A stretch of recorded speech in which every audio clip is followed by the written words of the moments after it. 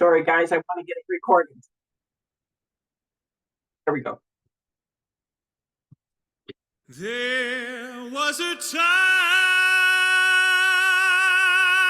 in my life, thought I had to do it all for myself.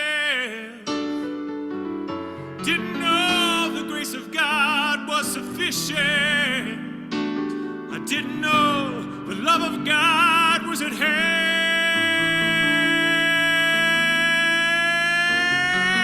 But now I can say, if you are discouraged, struggling just to make it through another day, you gotta let it go.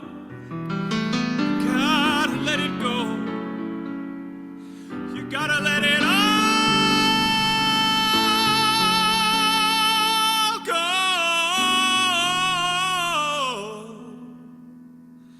And this is what you have to say. I release and I let go. Let the Spirit run my life, and my heart is open wide. Yes, I'm only here for God. No more struggle, no more strife. With my faith I see the light. I am free in the Spirit. Yes, I'm only here for God. I release and I let go. Let the Spirit run my life, and my heart is open wide. Yes, I'm only here for God. No more struggle, no more strife. With my faith I see the light. I am free in the Spirit. Yes, I'm only here for God. Oh, I release and I let go. Let the Spirit run my life. And my heart is open wide. Yes, I'm only here for God. No more struggle, no more strife. With my faith I see the light. I am free in the Spirit. Yes, I'm only here for God. I release and I let go. Spirit run my life, and my heart is open. Yes, I'm only here for God. No more struggle, no more strife. With my faith I see the light. I am free in the Spirit. Yes, I'm only here for God. Oh, I am free in the Spirit. Yes, I'm only here for God.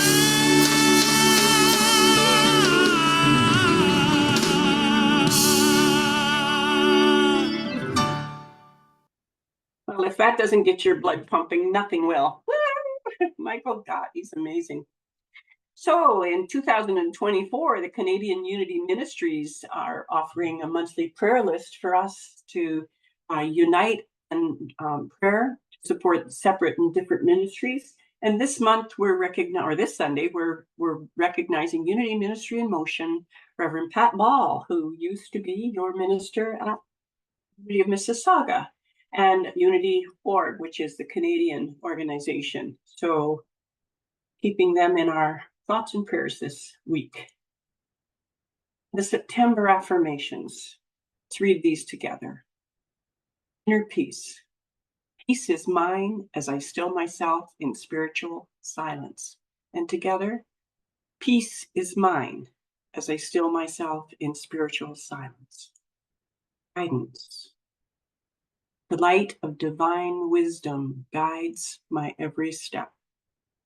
And together, the light of divine wisdom guides my every step. Healing.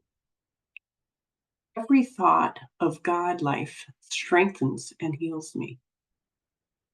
Every thought of God life strengthens and heals me. Prosperity.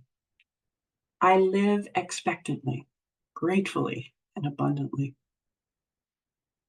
I live expectantly, gratefully, and abundantly. And world peace. My thoughts, words, and actions contribute to a peaceful world. Together, my thoughts, words, and actions contribute to a peaceful world. And we have a song from back Denise Rosier that was introduced to us a couple weeks ago. You Are the Light.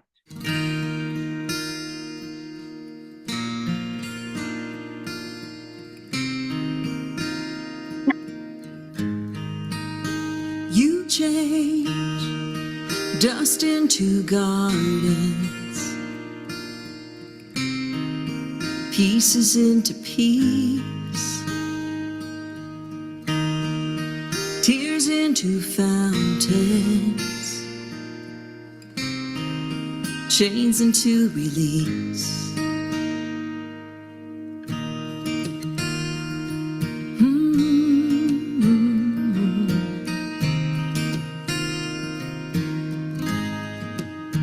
You are doubt into action, vision renewed, perfect creation, unfolding in view. You hold all of heaven inside you. No matter what you go through, and if your dreams burn down to ashes, you rise again. You are the light of God, the power of prayer lifted up. Every breath testifies you are the light. You are the light. You are the light.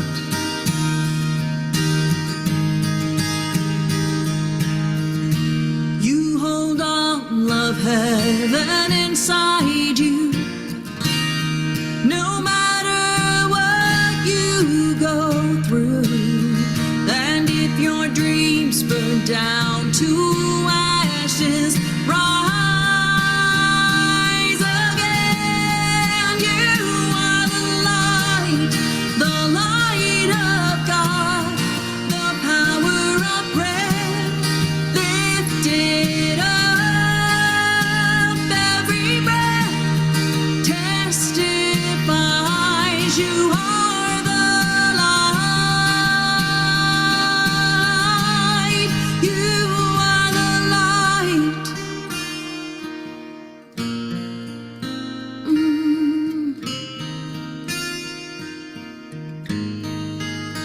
Hallelujah, hallelujah, hallelujah,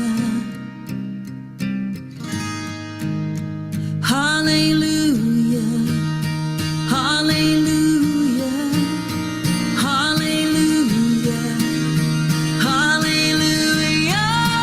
You are the light of God, the power of prayer lifted up. Every breath testifies you are the light. You are the light.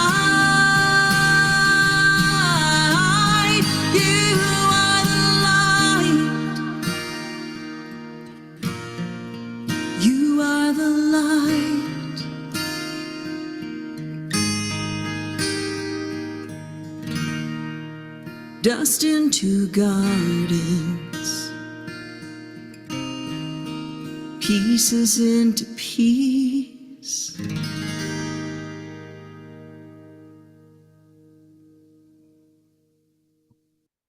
That young woman has such a magnificent talent with words and music. I'm so impressed. So welcome, Jane. Dr. Reverend Jane Simmons is with us from Kettle Creek, Washington this morning. And I asked you, Jane, to lead us in prayer, and then we'll share your screen. Yes, thank you. It's Kettle Falls, actually, but it's fine. That's fine. You got the kettle in there. Yeah. Well, welcome everyone. Let's take a moment to just settle into the moment here as we release all of the activity of the day so far and become very present. Knowing that as we do, we open ourselves to a deeper dimension of the truth of who we are. And we do that now. We open in gratitude, giving thanks for this time together, for this wonderful work that we do, for the opportunity to be spirit in expression on this day. And as our hearts continue to open in gratitude, we create a field of harmony where all are welcome as they step into this field. They are blessed and they bring a blessing. And each one of us is here to bring all of ourselves into this time, this space, and to bring a blessing. We also receive a blessing from all those who are called here to get today. And so we give thanks. We open ourselves to that deeper dimension now. And we stay rooted in the truth that we are the light in expression on this day. So it is. Amen. All right, let me just get my...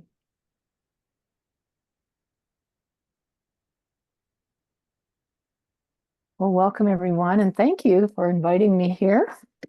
I love coming to join you. It just makes my heart so happy to be with you all.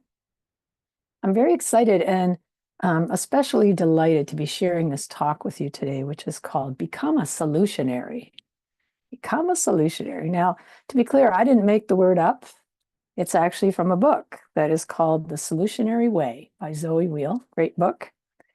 And with her definition, being a solutionary is all about moving to systemic thinking, identifying systemic issues and developing healthy solutions for those that benefit all within the system, rather than just taking little pieces of it and trying to fix it here and fix it there and fix it everywhere. So it's a holistic approach that focuses on the relationality between all of the parts of the system rather than breaking them down into individual elements. And the way I'm using it when I'm talking about it is a wholeness mindset. That's where we want to get to, a wholeness mindset. And we're going to really explore what that might look like today. Now, in the book, she starts out by telling a story about a time as a teacher that she was working with a 5th grade class, and she asked the students to brainstorm and list all of the problems that they could think of that we as a humanity are facing right now on the planet. And they had no problem coming up with a very, very comprehensive list. And they're very aware of all that we're facing, see? And they're very well versed in that and all the challenges that are up for them as well as for us. And so after making their list, she then asked them, how many of you think that you can take some kind of action right now that could affect some of these problems, any of these problems? Is there something you can do? And she was sad to see that maybe 3 hands went up in the whole class, very tentative, just not sure at all. And it was obvious that these kids did not think that there was anything they could do about any of it.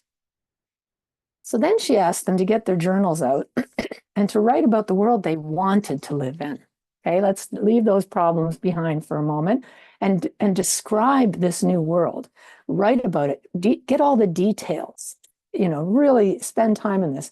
So the students dove into this writing, and as they did, you could feel a shift in the energy in the room. They're very descriptive about the kind of world they wanted to live in.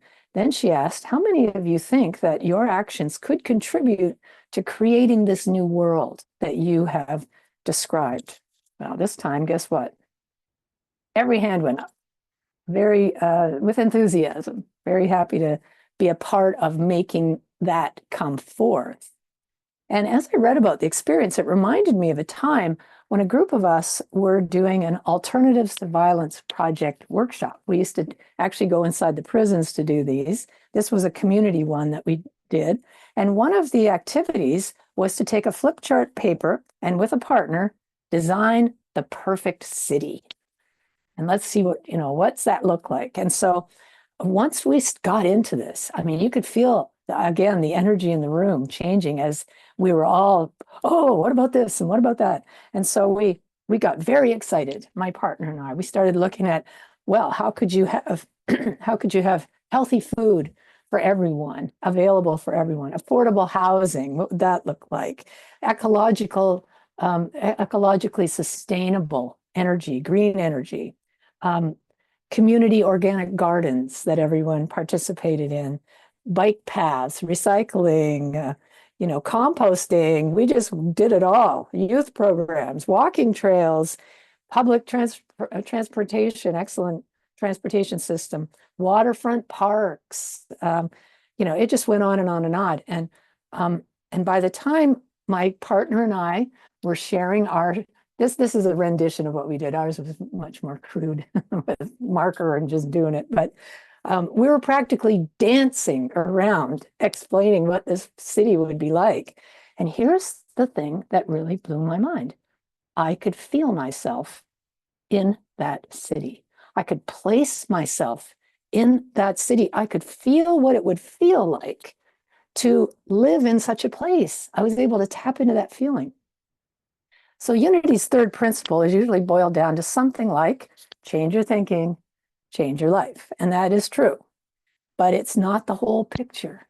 We also have to change the way we feel and focusing on what you want to have happen, and then feeling the way you will feel when it comes to pass.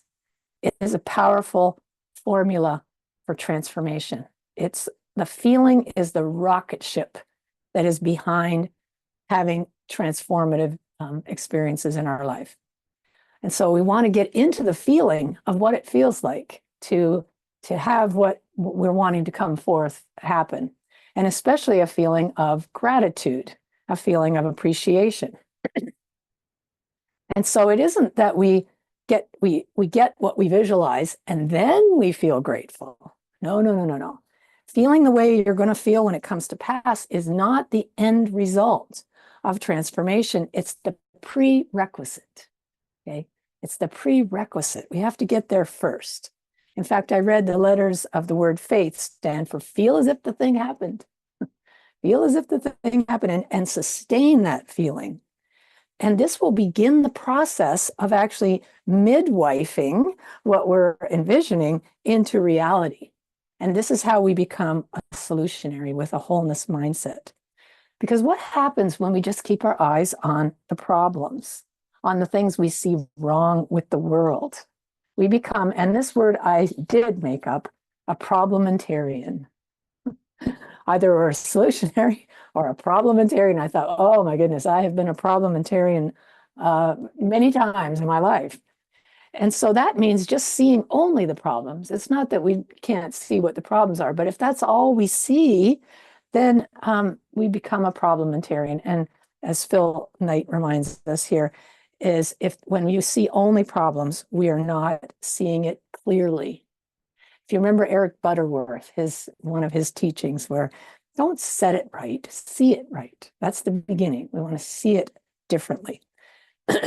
So, it's not that we want to stick our head in the sand and say, there's no problems and all is well in our world.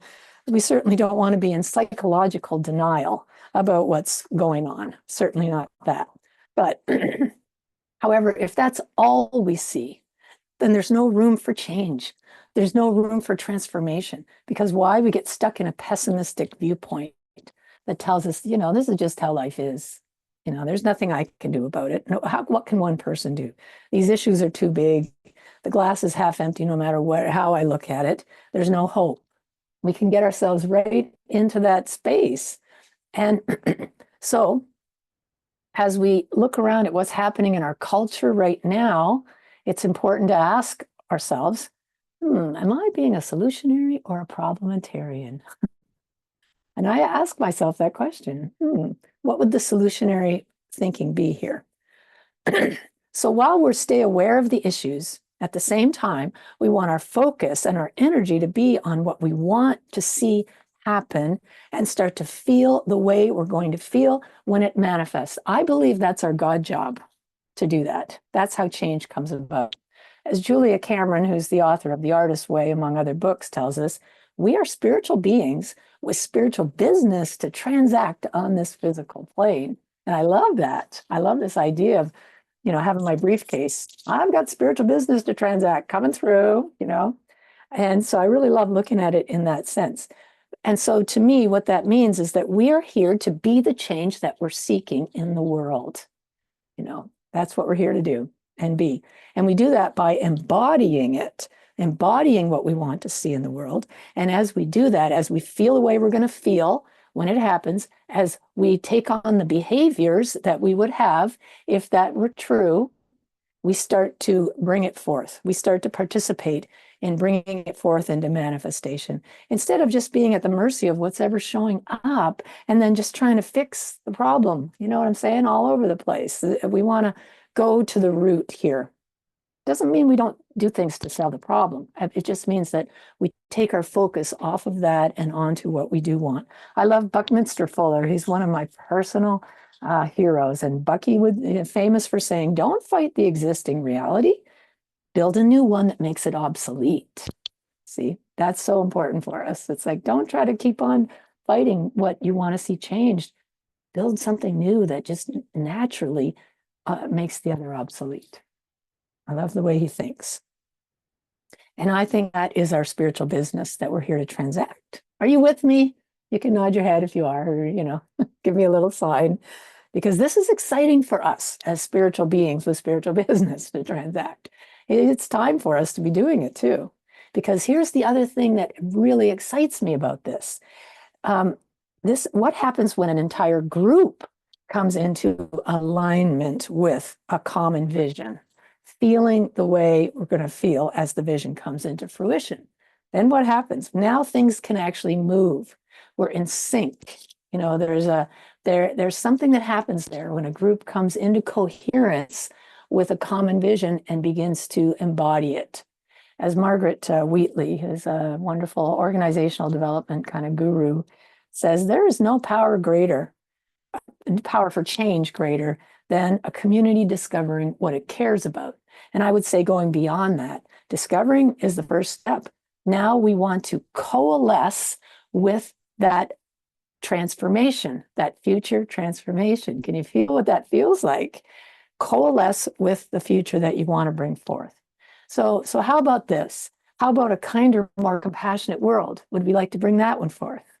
How about one with equal opportunity for all, where all can thrive? One that's ecologically sustainable. How about a world that's safe for all of us, where everyone is treated with respect and dignity, regardless of what they look like, where they come from, who they love? If that world came to pass, how would you feel? What would you do?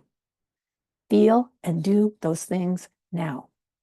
And the more you embody and live that vision, the more you begin to look at life with a solutionary perspective. See?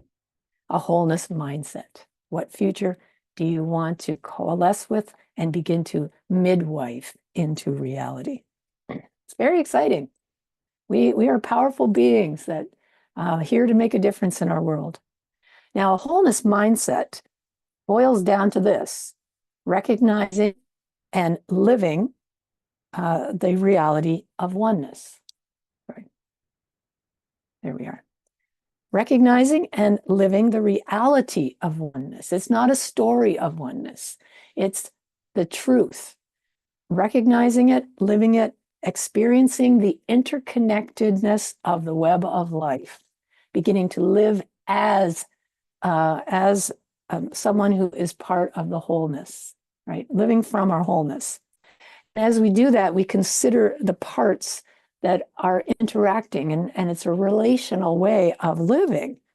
And, ultimately, we're realizing that our existence is not an individual matter. It's called quantum entanglement. We're all entangled in this web of connection, and what we do matters. What happens to one affects others, affects all of us. It's just how it works. Now, we know in the quantum world, I'm not going to say a whole lot about this, but quantum waveforms become particles when there's an observer. This is what they have noticed, that light waves will turn into particles when someone is watching. When no one's watching, they just stay waves. So it's like this focus on something, bringing it into manifestation.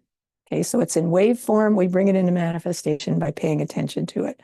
So in the same way, the future you desire, it exists right now. It exists in the field of potentiality, the infinite field. It's there now, but it needs us to pay attention to actualize it into the physical realm. And so as we pay attention with and coalesce with that future, we embody what we want to demonstrate, and we bring it into focus. Do you see? You see this? But it can be so easy to focus on the problems, can it? I don't know about you, but when I look around at what's happening in the world, climate-related disasters, school shootings down, south of the border here for you, but political fighting, the unrest, social unrest, there's just so much. And the daily news brings yet another worry. This is what I am like when I'm watching the news or reading about it. And the list, just goes on. It just keeps adding to it every day. And we might start questioning when we just keep looking at that, how can anything possibly change? How can it change? Okay, this is what I want. How is it going to change from where it is now to that? And when we get kind of lost in that how is it going to happen thing, we disconnect from the field of infinite possibility. We disconnect from spirit. We disconnect ourselves from our oneness right there, because we are stuck in our head, and the head's always going to find reasons why it won't work or this kind of thing. So it's not that, again, that we try to fool ourselves into thinking, well, I'm just going to snap my fingers and it's going to change. But when we get lost in, I don't see how this is possible, we set ourselves out of that field of possibility. So this is why maintaining the felt sense that it's already happened is so important, because it can appear that these problems are huge, insurmountable, never ending, that they're coming at us from all directions. We just kind of fix this one and another one pops up. But here's the thing. Moving to a wholeness mindset, becoming a solutionary, entails recognizing one very vital point. All these problems, no matter how unrelated they seem to be, all have the same cause: a belief in separation. The mistaken belief in separation. Separation from the source, from God, separation from each other, separation from nature. That's the cause of all of it. And yet separation is an optical illusion, as Einstein tells us, right? But our culture perpetuates the myth. Our culture actually trains us how to live separate lives, isolated, competition, misperception, all these things, reactivity, lack, not enough, duality, needing to be right, all these things, defensiveness, all from a belief in separation. Richard Rohr, I love Richard Rohr and his work. He calls an egoic tendency to resist, to oppose, to negate what's happening. He calls that our universal addiction. And so this sense of resistance and pushing against and opposing, it's just part of how we do life. But it's all stemming from a cultural belief in separation. And guess what? This sense of separation blocks our access to our deepest self. And so what happens? Guess what? A sense of not enough naturally emanates from a belief in separation. Why? Because we're not experiencing a life from our wholeness. When that happens, we're living a fragmented life in self-imposed isolation. Of course, we have a sense of lack. How could we not? So a solutionary perspective moves us out of this dualistic either or perspective and into a both and holism, holistic discernment. We won't throw the baby out with the bathwater. Solutionary thinking includes critical thinking. It includes strategic planning ability. It includes our creativity. It's all there. But when we integrate it and move into a wholeness mindset, a higher order of intuitive understanding rises up. Do you see it? This is when it comes forth for us. And then I can see so much more than I could when I was stuck in dualistic either or thinking. It's got to be this way or else. Because here's something, you can't be opinionated and liberated at the same time. You can't be opinionated and liberated at the same time. The two are mutually exclusive. Why? Because I'm going to be so busy, defending my point of view. I'm going to be trying to prove to you that my viewpoint is the right way. And doing that, I can't be free to see things any other way when I'm being reactive and defensive. And here's the important thing. Wholeness will not be revealed to eyes that are stuck in separation, stuck in seeing things only one way. When we're stuck in that, wholeness is not available to us to experience. And it's like the Buddhist story of the blind man and the elephant. You've probably heard this, where each one is experiencing one aspect of the elephant and depending on where they're touching and then insisting that that's all there is. Oh, it's a rope, it's a spear, it's a wall. And I love that the elephant is giving them side eye there. All this misperception going on around him. But that's exactly what I do when I become stuck in my point of view and say, that's how it is. However, change the belief and I will change what I see. That's how it works. Change the belief, I'm going to change what I'm seeing. So to change the belief in separation, I have to move from my opinionated viewpoint to a wholeness mindset and honor multiple perspectives. This is what Thich Nhat Hanh refers to as interbeingness. When we are connected to all of humanity, this is what a wholeness mindset gives us. And when I do that, now it becomes possible to live in wholeness rather than separateness.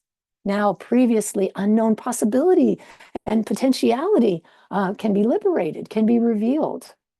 So no matter what we want to see in the outer world, we have to start within. We have to work with our internal state and create this wholeness mindset within ourselves, start living our lives that way. The literary writer Maria Popova says this is how the world changes. We loosen our stranglehold on our givens being our opinions, our assumptions, our beliefs. And then we stretch our minds to imagine what was once unimaginable, and our vision expands. Moving to a wholeness mindset can help to change the world. It can help to change the world. Why? Because cultural evolution is directly linked to and bound up by individual evolution of our inner consciousness. The two co-evolve, you see. Evolution needs us to move into that wholeness mindset.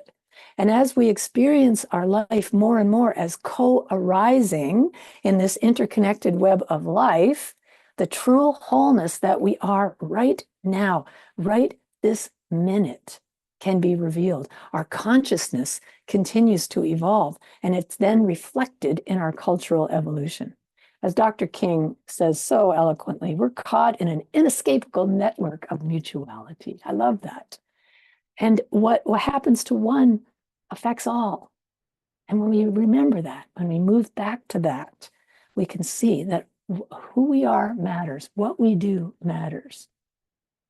Now, unfortunately, there's no 10-step PowerPoint presentation that we can follow to find the true wholeness that we are. And my ego hates hearing that, because looking for, searching, finding, discovering, oh, those are verbs that my ego loves, can get behind, right? I'm seeking for the wholeness that I am. The ego is very much at home with this. And it seems to gain, I don't want to say the ego gains strength from opposing, from having something to fix or change or oppose. Just keeps on rising up there. And it loves having a task or being on a quest, which is all well and good. But here's the sticking point. What we're looking for, we are looking with. See, you can't search for what you already are. You can only awaken to it. You can awaken to your wholeness. You can surrender to its flow. You can allow it to emanate. You can become it. Do you see the difference? So evolutionary transformation is really about surrendering more and more and more to our true self, to who we've come here to be, that is right now, as we speak, shining brightly from within every single one of us. We are the light, and only our belief in separation keeps it hidden. That's what stops it. See? Our wholeness will become evident. It becomes obvious when we transcend this sense of separation and live from the embodied sense that we are one. But the truth is, every single one of us is limitless divine potential. We have access to a higher level of creativity, a higher dimension of living.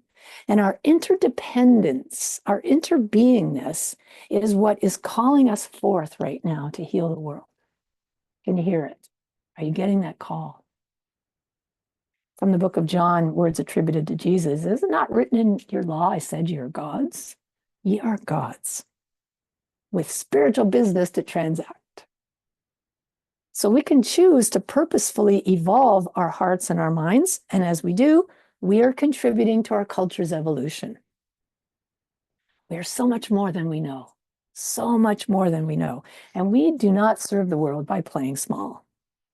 It's time for us. I truly believe it's time for us to be free, to awaken to being who we've come here to be, here to make a difference in our world, not just to get buried by all the problems that seem to permeate our culture, but to realize that we have the freedom, we have the power, we have the ability in this present moment to live a heart-centered, compassionate life as conscious, aware expressions of spirit. Spiritual beings with, even though you're muted, you can say it with me, with what? Spiritual business to transact. And I believe we are at a juncture in our unfolding as a culture, and that the world needs us to be solutionaries. It needs it to live from our wholeness, to become the change we wish to see in our world. And as we practice together this evolutionary spirituality, guess what? We become, and this makes my heart so happy to hear, emissaries of a better future. Let the sacredness of that sink in for a moment. Become an emissary of a better future, a kinder, safer, more compassionate, and caring world. So are you ready to become a solutionary, to bring that world into being? Well, let's take a moment right now and move into that wholeness mindset as we join together in meditation, shall we? Let's all take a breath and just release that into this now moment. And we want to focus on moving deeper within the body. So if you're able to put your feet flat on the floor, go ahead and do that. But regardless of whether you can or can't, move your attention to the soles of your feet.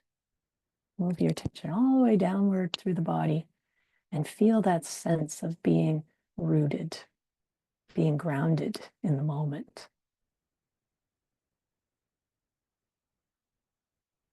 And then we slowly scan the body upward as we move through the legs and the hips, and then the trunk of our bodies. And notice any places of tension that may be around shoulders, maybe, or the neck or stomach, wherever it is. Notice that, and then release and let go, as we heard Michael Gott remind us of the value of that.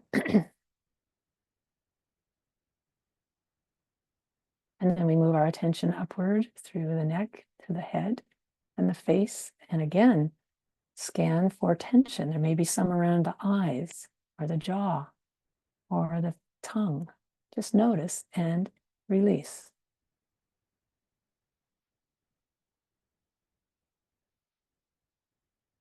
And then we move our attention through the shoulders, down through the arms to the hands.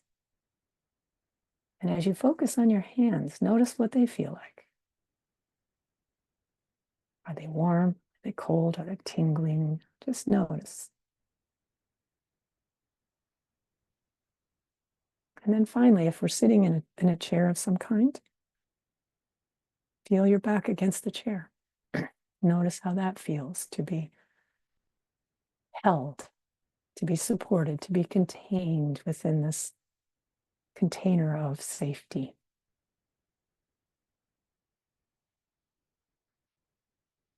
And then we begin to follow the breath as it moves in and out. And as you follow the breath, let it anchor you even deeper in this moment in your body.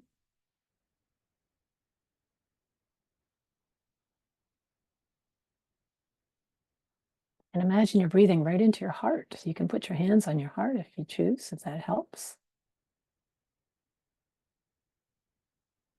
Now bring into your mind's eye someone or something that you feel deep gratitude towards.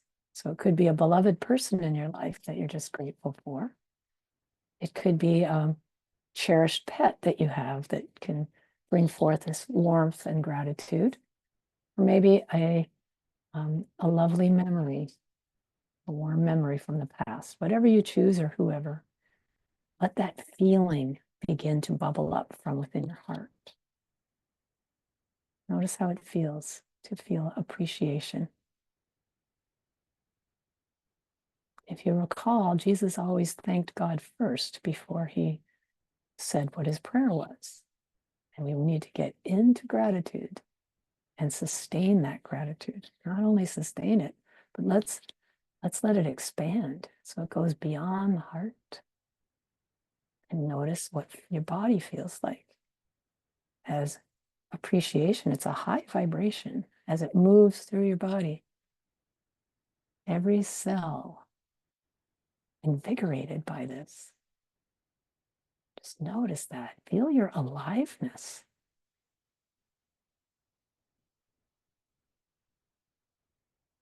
So we continue breathing into the heart, feeling appreciation, letting it expand and radiate beyond the body. Knowing that we're creating a coherent energetic field.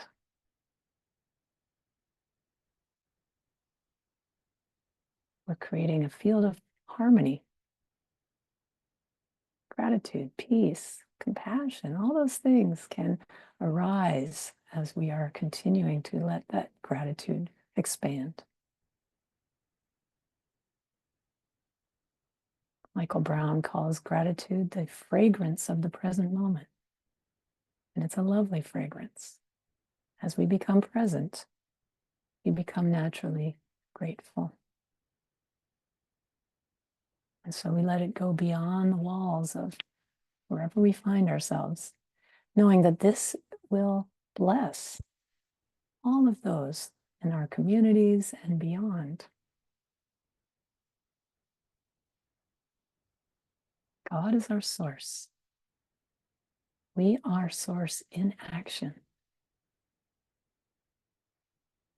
Every one of us here to be the one to make a difference in our world, in our homes, our families, our communities. spiritual beings with spiritual business to transact, for the opportunity to be gratitude in action, to be spirit expressing. We give grateful thanks. And so it is. Amen.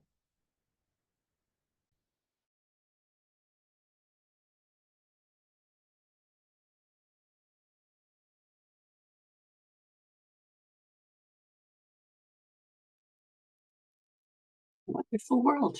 We are strong.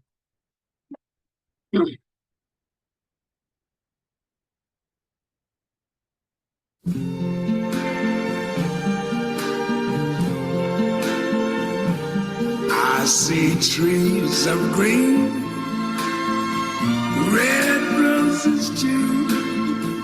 I see them bloom for me and you. And I think to myself, what a wonderful world.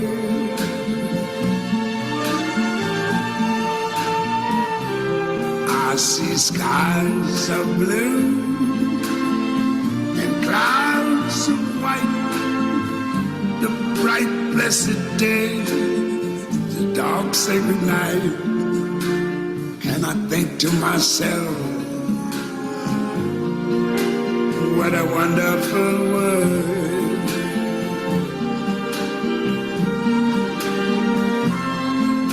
The colors of the rainbow, so pretty in the sky, are also on the faces of people going by. I see friends shaking hands, saying, how do you do? They're really saying, I love you. I hear babies cry.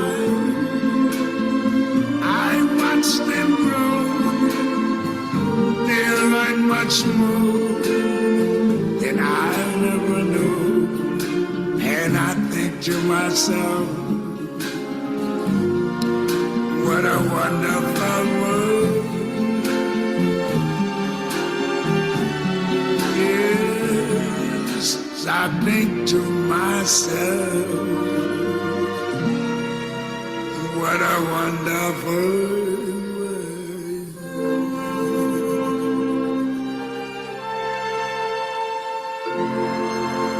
Oh, yeah. So, such a wonderful lesson this morning, Jane. It speaks to all of us in different places, I'm sure. Certainly a lot of things that I consider and wonder about. Thank you all for being here and your continued gifts of support to this ministry. We depend on the generosity and blessings that you send our way, and we thank you for that. Half of our monthly tithe goes to Eating Food for Change, who provide a great deal of service to the Halton Peel region, not only in food, but in access for funds to pay utilities, to get some clothing kits, and actually they're starting to direct individuals to help them find housing when they need it. So it's amazing what they do, and they're forever expanding. So I feel very fortunate to be able to support them the way we do. And a reminder of how to send your blessings to us. Accounting at unityhaltonpeel.ca is the easiest and quickest way. It's deposited right away, and we thank you for that. And many thanks. And let's share together a prayer of thanksgiving. Divine love, now flowing through me, blesses and multiplies all that I am, all that I have, all that I give, and all that I receive. And so it is. Amen. So, some announcements.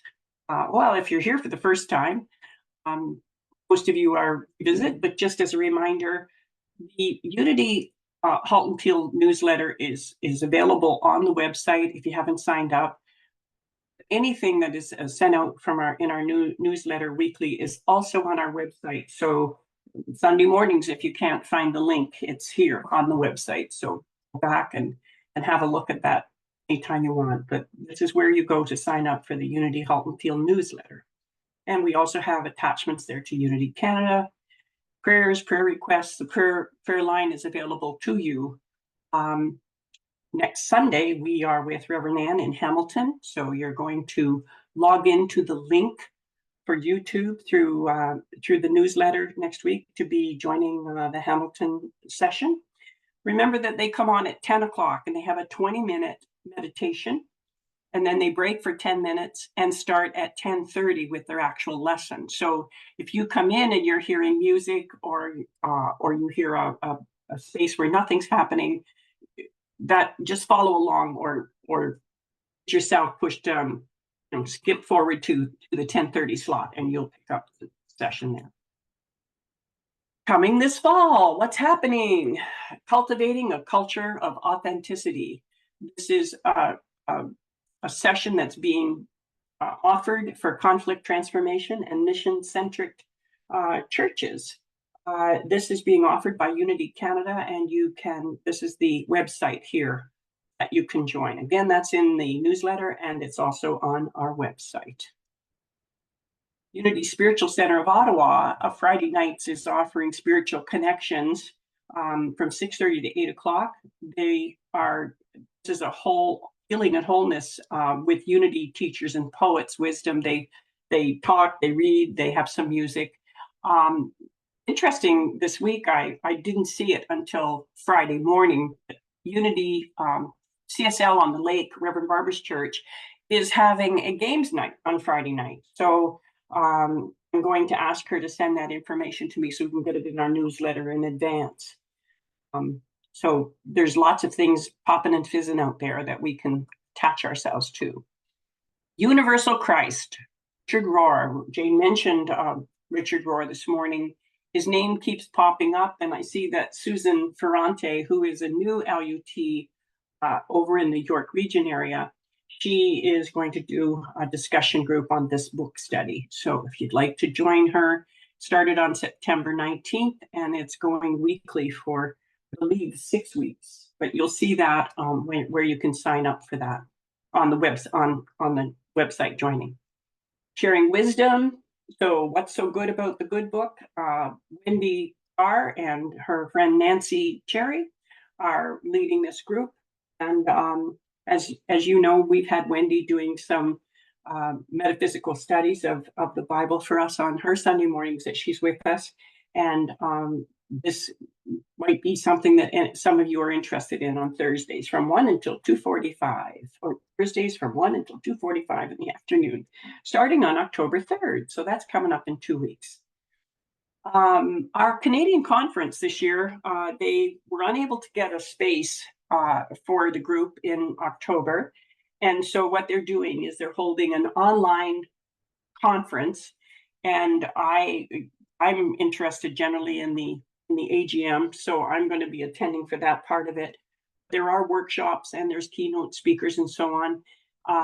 We will have this taped and available for anybody that would like to see parts of it, but please let me know if you'd like to join in with us. Thank you. And just one more item on that. I was mentioning as we were coming on, the actual physical conference for 2025 is actually being moved to May.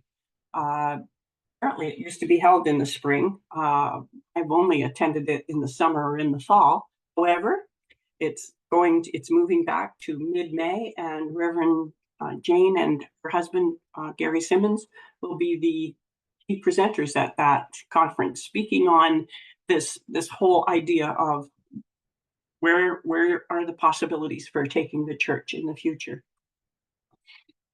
So thank you, Diane Riley. Diane's on the line with us this morning. Hope you enjoyed your birthday celebration last week, Diane, and your time with family a couple weeks ago. So welcome back. Thank you for being here as always. Diane is there to answer your prayer requests and to hold your prayers for 30 days, and then she sends them on to Unity, where they are prayed over for another 30 days. Diane can be reached through praywithdiane@gmail.com, or you can send a message to info@unityhaltonfield.ca. Thank you, Diane. Let's take a moment to bless the children of Unity and of the world. Children and youth of Unity and of the world. We love you, we bless you, and we appreciate you just the way you are. I am truly grateful for the children in my life, the big ones and the little ones. And together the prayer protection. The light of God surrounds us. I am the light. The love of God enfolds us. I am the love. The power of God protects us. I am the power. The presence of God watches over us. I am the presence. And wherever we are, God is. I am divine. And we close with Sue K. Riley singing Who's Love.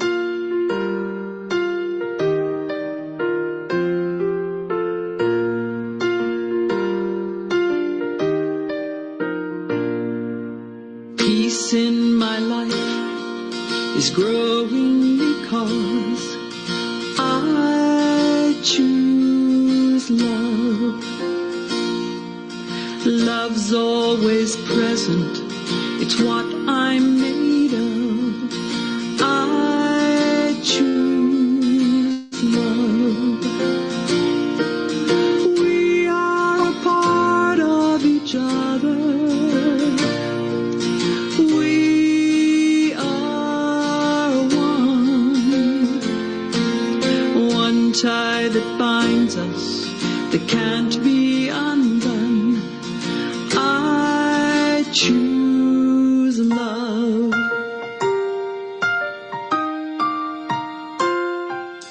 I choose love. Peace in my family is growing because I choose love. Let love be present, it's what we're made of. I choose love. We are a part of each other. We are one loving family, sharing one son. I choose love. Yes, I do.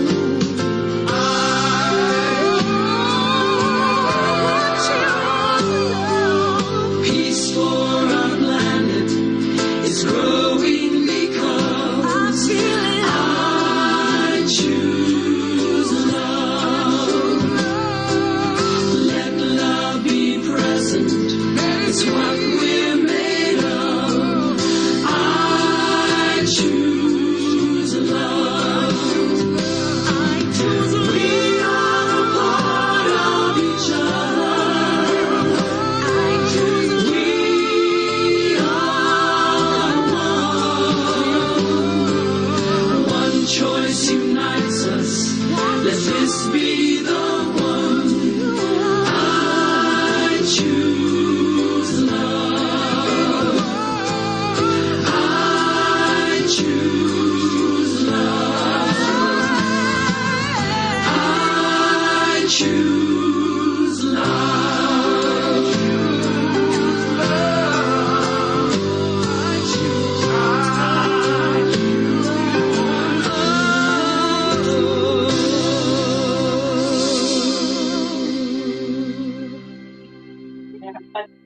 Like your shirt. Okay. Welcome, everybody. Open up your mics and say hello. Yeah. Hi, everyone. Hi, Terry. I hear you. There you are. Oh, there I am. There you are. There you are. Thank you so much, Patty, and everyone. Oh, you're so welcome. Good to see you. Glad you're here. Feeling good? Thank you. Okay. Hi, Thank you Jane. for the beautiful music selections today. They were just right beautiful. Yeah. Yeah, Sorry, Terry, I didn't mean to cut you off there. I saw you. and I'm glad you enjoyed it. We're expanding our library as we go along. We're able to get the music put over into the 4 p.m. 4 MP, that MP4. You know what I Before, mean? yeah. Yeah, we're Yes. getting the library built up, so that makes a difference. But thank you for noticing. Yeah. Mhm. Yeah. Jane, you are just such a brilliant speaker. I just look forward to every time that you're here. Yeah. Like Thank you, there's, Jane. Yes. That's Mhm. lovely. I always to hear. take a lot with me from that and keep notes here. So Yeah. Yeah. It's so Well, right on. I mean, it's just what everybody's thinking, and you don't have, you don't have the vocabulary, the words. You don't, you just, what can I yeah, do? What that can embody the change that you're seeking is going right up on my fridge there. Yeah. Yeah. yes. Yeah. And being reminded of who we really are. We sit there thinking that we can't make any difference, Yeah. and then when it's like, wait, no, that's not true. In fact, Mhm. that's why I'm here to be the Yeah. change. I, I find it so interesting. I love your word, problematarian. I love it because so often you will talk to have a conversation, and it's like all that, oh, but this, or but that, oh, but this, but, and it's almost exhausting, Yeah. because it shuts down the energy, and you just want to go, okay, there's got to be something more here to think about. So yeah, no, that's Yeah. really good. I love that. Yeah. It's not almost exhausting. It's completely, and you bury yourself in it for sure. Yeah. It can happen. I heard something the other day that I really like. There's a great book called Stress Resets, and it's a series of exercises you can do or whatever when you're stressed out and all that. And the one that really spoke to me was schedule a worry time, right? Like Tuesday mornings from 8:30 to 9 is my worry time. And then anytime, you start getting, stressed out about things, you just go, okay, I'll bring this up on Tuesday morning. And then you just write out everything that is, stressing you out. And it becomes actually kind of amusing when you see it written down on paper. Oh God, what am I doing? I'm just letting myself get in this state. So I have adopted that. I now have a worry time every week and it said, and during the worry time, if you get bored with the whole thing, feel free to end it early. So And then play the song I release and I let go.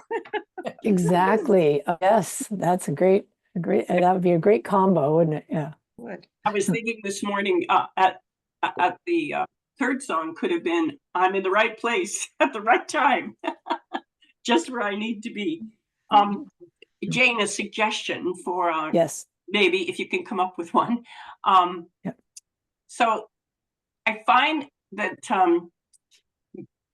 a lot of the people that I talk to in my work are worried. They're just always worried. They're just worried, worried, worried. And I like the idea of taking some time for worry, but when I try to say to them, like they want to prepare themselves if this happens, and I go, but the possibility of that happening is smaller than the probability that something different is going to happen. But I want to be prepared. I don't want to get caught. And I'm like, they need this prior time to work through the worst possible scenarios. And I think, what could I suggest? Like, I like this idea. Can we make a worry list and put it on the schedule for Tuesday morning? But it's every conversation. It's like worry, worry, worry. And I think, but the possibilities are different. Exactly. And so that whole sense of there's so much coming at me and how can I fix it all Right. is again, we take it back to the sense of separation is the reason for it. It's like the original wound, if you will, right? That when we believe ourselves to be separate and our culture teaches us how to compete, how to, be right and do all those things. And then the ego strengthens with all of that to shift from that and to be living, like if you hear of Ubuntu, the South African, I am who I am because of who we are. There are cultures that teach, to live that way, of as if you're part of the oneness and an important part of the oneness, not just like the Borg. We don't want to be the Borg, but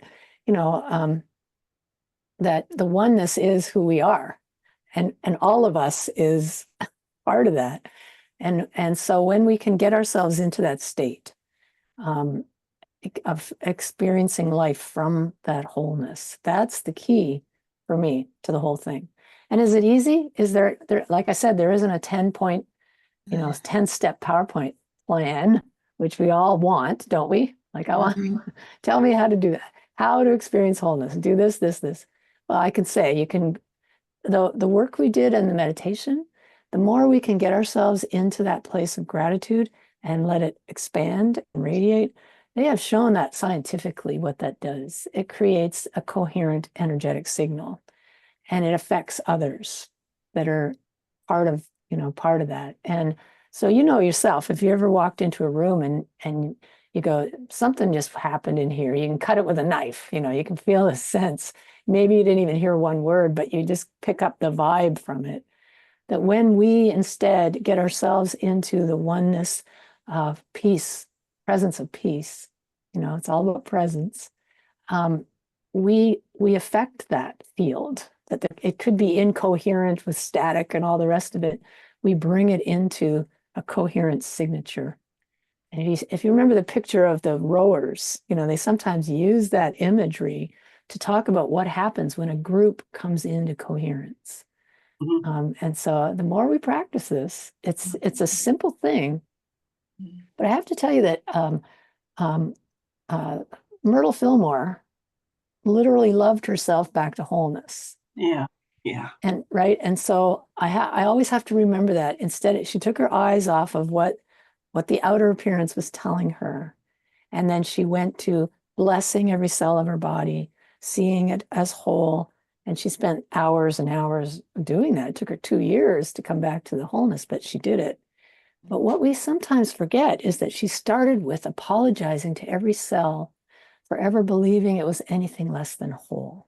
And every time I remember that, every time I get there, it's like, okay, so I'm not seeing it right. And I'm judging my own body in that case, right? I'm being judgmental towards my own body. To get ourselves into that space of just unconditional love for our bodies, for our whoever we are, when we radiate that love, we can start to move ourselves into a wholeness mindset. So anyway, I'm just like throwing stuff out, but I find that having a worry half hour is very helpful to calm the mind, because this is what happens. Our mind just won't leave it alone. And to give it some peace. Okay, we'll worry about that on Tuesday. Thank you for letting me know. Another person that was on this call, we were talking about micro practices. She said, whenever my mind is telling me something that's stressful, I'll say, thank you for that thought. Now, can I have another one that's more helpful, please? And the answer is yes. You give it a task, come up with something better. And so that by the time you get to Tuesday morning, half the time it was like, what was I worried about again? And that, or even seeing it in paper, you go, oh, what a crazy thing to be worried about. But it can be a nice little intervention practice that stops the mind from, grabbing onto something and just, making stories up about it. And, because when we can get our best self back in our heart and feeling love and letting it expand, that's the practice. That's the real powerful practice. There, what you said, making stories up about it. The worry, create worry that doesn't even exist yet. Like, right. Yeah, I like that. Making up. That's helpful. Yeah, Alexandra, you had something? Yeah, I just wanted to say in regard to Patricia, I think, first of all, it always starts with us, right? We always have to get our own acting in a sorted right state for ourselves. And I think it's really important when people are going through whatever worry that they're going through is to acknowledge that that's where they're at. And, kind of, oh, the word escapes me now, too early in the morning. um, to to just validate Yeah. what they're feeling. And because if you try to come up with all the reasons why, you don't need to worry. Da, da, da. And if they can feel understood, heard, and then I always, for me, it's the power of question is like, oh, is there another way we could look at that? Or what about? And just more like plant a seed and then just let it be. And if people are going to worry, they're going to worry. And sometimes we just have to be centered in our own power and our own peace and let that be the gift in the moment. So those are just some ideas that kind of came to me. Thanks, Um, Alexandra. it's that I trying to remember change everybody you're, else. you're in the same part of the world as Jane is. Like you're probably only about 100 kilometers Yeah, we are. from I'm in Jane. Vancouver. I'm in Alexandra's in Vancouver, Jane. Vancouver Yeah. Oh, at New West. Is it New West? You're That's my home ministry. Right now, I'm kind of floating between that and Vancouver because I live in Vancouver and I've been going through my own internal like, where am I yeah. gonna let my light shine? And so sure. yeah, so I'm still. I was started last year saying I'm a spiritual vagabond, and I just love checking in. I couldn't miss an opportunity when I saw that you were going to be speaking, Jane, because I don't. You probably don't remember because you've been. I'm not going to affirm that. I'm going to be open to. Maybe she does remember. I took your class. I'm an LUT. And Oh, I took your yes. class way back, and Gary had popped in, and I saw Gary way back in Edmonton for the Unity Canada conference, and you Wow. did a quick part of a class back in Hamilton when I lived in Ontario. I'm from Windsor, Ontario. I was born in Windsor. And so you had just gone out for a jog and you came in and did a little bit of our Super Saturdays we were doing back in the day. So I, yeah, I and recall, yes. yeah, That's fun. yeah, all that. That is so Been fun. around for a while. Um, Yes. yeah, so when I Oh, saw that, fabulous. and you had done, I think, a keynote a talk for I want to say like in Nanaimo, Victoria, maybe we had done something online, and Yes. and you gave a It- great talk. So I'm oh, excited now. thank you. First thing I've heard about May is I'm like, I wow. think I let the cat out of the bag, Alexandra. Well, I, I yeah. spoke to I spoke to Debbie Long on Tuesday, and I had known that they were going to ask Gary and Jane, and she told me that they had confirmed at the board that they were inviting them. So I sent Jane an email, said I can't wait, and so we may be the first that knows. Well, you were the first because we didn't even know that it had been confirmed. They'd asked us and we said, yes, we can do that. And then we didn't hear anything back. So we didn't, when you sent me the email, I said, oh, I guess we're doing it. And so Gary and I are, let's look at our date plan, let's look at the calendar, make sure we got those dates marked away. Oh, and Alexandra, thank you for your lovely words and well wishes. It's a delight to hang out with you. Where we live, we're 2 hours north of Spokane, Washington. So we're on the interior, and we're 30 miles from, or 50 kilometers from, the border, right at Trail, BC. So that's where we are in the scheme of things. And Gary and I live on 20 acres with a tiny house, 399 square feet. And we have our dog Jedi and chickens. And Gary, if you know this about Gary, he used to build and fly airplanes, right? I don't know if you remember that about him, but anyway, his last airplane that he built, he sold it and bought a tractor instead. So that tells you what our life is like now. We feel like green acres sometimes, but That makes but it anyway, right, Jane. right. Pun intended. Found it. Anyway, it's my joy to hang out with Canadians. I have to say it. I love being with Canadians. Because even though I'm living in the States, my heart has never left my country. And any chance I get to hang out with folks, I'm saying yes. Oh, yes. No question. Yeah. I'm so grateful that you say yes. We love you. Oh, Jane. Love to have you. Your lessons are always so valuable, and they hang on. They just stick with you, and it's lots to talk about over the next few weeks. So grateful.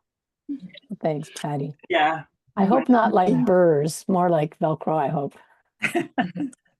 Yvonne, did you want to share something, Yvonne? Okay, just saying, Jane, I really do like how you developed your talk today, highlighting this test done on children and how they reacted. And then how it led into us as adults and our separation and oneness and how we would think. I do admire that. We can learn so much from children's reaction to things. Isn't that true? Thank you. Yes. Yeah, the word, going into the heart, feeling appreciation, letting expand. If you go to heartmath.org, Yes. it's one word, HeartMath. They have so much science. They do such good research where they can test, and they've seen things like they did a thing with people who are comatose and their caregivers, and they had their caregivers go into this coherent state, and they could measure how the person, even though they were in a coma, they also went into that coherent state. And they do tons of stuff like that, where they measure what happens when you do that. It has a measurable effect. And so, it's not just woo-woo, we really do have the ability to help somebody. I love what you said, Alexander.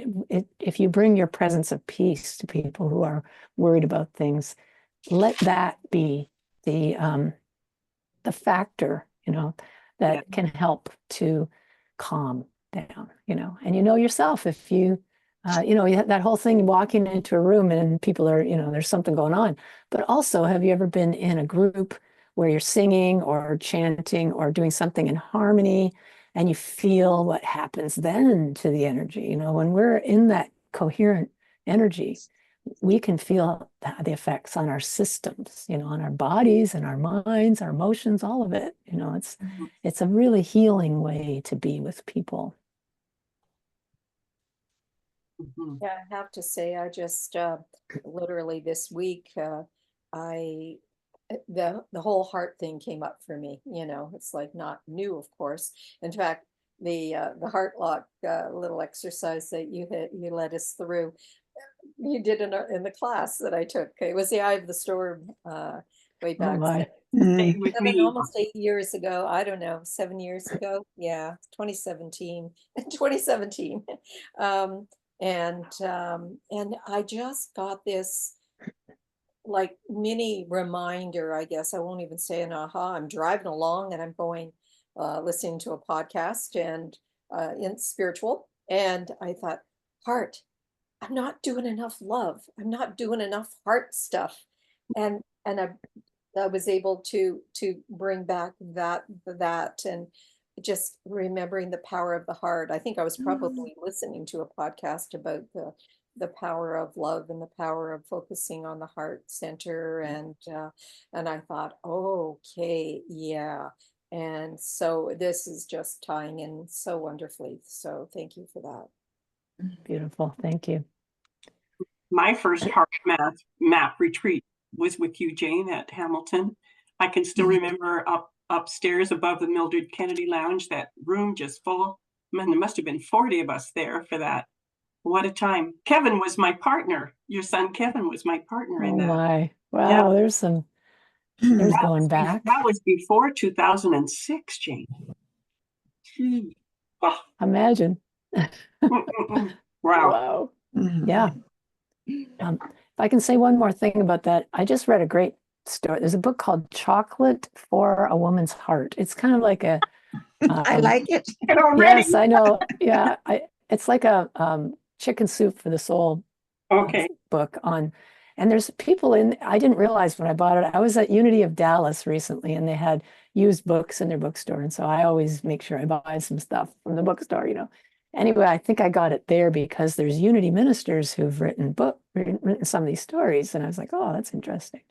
Well, then I read a story about a woman who had a child that she loved dearly, and then she had another baby, and she was going through some real postpartum stuff and was having trouble. She was taking care of the baby, and that was fine, but she wasn't like surrounding that child in unconditional love like she had done with the first one. And the second child got ill, and they took him to the hospital, and they were saying that they didn't think he was going to thrive. And she got that whole thing about, I'm not loving him enough. And she sat in the ICU with him, and she just surrounded him in love and love and love. And he woke up, and anyway, she said now she was seeing him play football, and thinking about his beginnings, how he almost didn't thrive, and that her mother's love is what helped him, right? And then I looked at who wrote that. It was Mary Mannon Morrissey, if you remember her. Yes. I thought, wow, this is going back in time. I haven't even heard anything from her for years. But it really it touched me in such a deep way as to how our love can heal, you know? That when we get ourselves into that space and we just, you know, I'll do a loving kindness meditation, you know, if you've seen the Buddhist way to do that. And there's something you can add to that, which is called Tonglen, where you breathe in. And Patty, this could help if you're working with people who are really worried in a bad state, is that you breathe in their angst and you let it scrub your heart of anything keeping you from being just totally compassionate. And you breathe out compassion. You breathe in and you breathe out. And you can do that with your loved ones, with friends. I remember teaching the chaplains in Hamilton how to do that. And they would do it during prayer. And one of them came to me, he said, you can do this with your kids too. I didn't even, yeah. And so it really works. And so when we're doing those kind of sending love, and then, you know, if you're doing a loving kindness meditation, you pick somebody first that you love dearly and you do that. And then someone who you feel neutral about, it could be a neighbor or something. And then you choose someone that you have a challenge with. And as you get more into this and you're able to send them love, your perspective can change on what it is they, you know, you don't like about them or that they did to you or whatever. And I have found that to be a really powerful practice that we can all take on and do as part of our morning, you know, prayer time. And don't ever think that what you're doing doesn't matter, because it really, really does. That's We're all rock stars. Yeah. I swear. Yeah. So guys, it's nearly 12 o'clock. Yeah. How are we doing? Everybody, we don't want to let Jane go. I know that. We could put another couple hours, but in all fairness, thank you so much, Jane. We'll have you back. Hopefully, I think I've got you in next month. And yes, Halloween, the Sunday before Halloween, I'll be speaking. Okay, that's perfect. So have a wonderful day, everybody. Thanks for being here. Look forward to next Sunday. And thanks, everyone. It was lovely to be with you. Thank you, everyone. Thank you, See you Reverend next Jane. time.